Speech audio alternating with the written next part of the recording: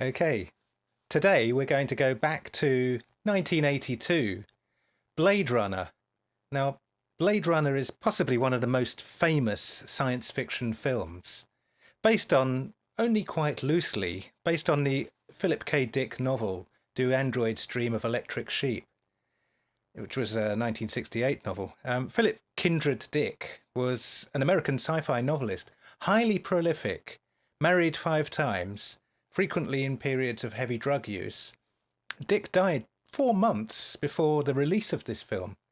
The book depicts a time after a world war when the atmosphere is radioactive and off-world colonies are an attempt to continue the human genome. Androids are provided as servants, off-world as servants, and animals on Earth have suffered mass extinctions. Real animals as pets are a status symbol. Most pets for ordinary people are artificial. Hence the title of the book. Occasionally, androids, which were manufactured on Mars in this instance, escape to Earth and live undetected. Some police officers specialise in hunting them down and retiring these androids, which would represent a threat in return for a bounty. Also, there is a trend towards empathy throughout humanity at this time. Empathy boxers work using VR to link following members of the population in a mode like a religion to feel the suffering of a specific martyr to test and demonstrate empathy.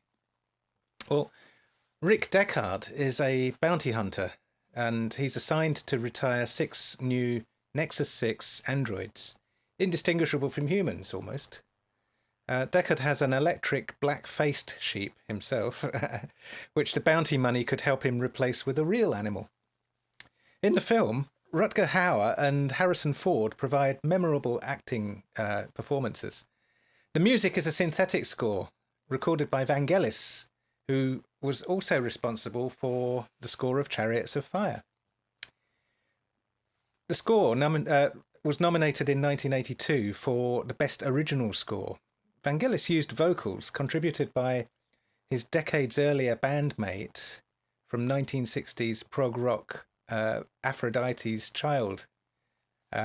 He was in a prog rock band in the 60s with Demis Roussos and someone else.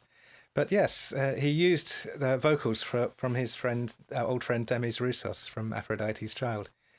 A film soundtrack album of music did not appear until 1994, if you don't count the bootleg versions or the bootleg recordings.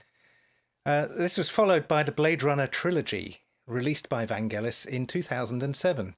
Among the synths used was the Yamaha CS80, which is an unbelievably heavy synthesizer, and the Yamaha GS1 FM synthesizer, which was Yamaha's first FM synth in 1981, using 8-operator, which was configured as dual 4-op algorithms, predating the DX7 by 2 years, as well as predating MIDI as well. Douglas Trumbull was the special photographic effects supervisor. The special effects and visual effects teams were huge. Casting for the role of Deckard, including months of meetings with Dustin Hoffman. Others considered were Gene Hackman, Sean Connery, Jack Nicholson, that would have been interesting, Jack Nicholson, Clint Eastwood, Al Pacino, Burt Reynolds, Arnold Schwarzenegger, yeah, and Tommy Lee Jones. Rutger Hauer wrote the dialogue for his ending speech himself. Debbie Harry was offered the role of Pris, but she turned it down to her regret now. Daryl Hannah got the job. Daryl Hannah as Pris slipped on the pavement in one scene, smashing her elbow through a car window, but that was an accidental slip, and the window was real glass.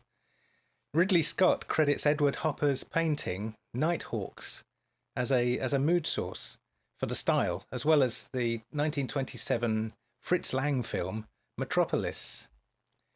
So, 1982, Blade Runner.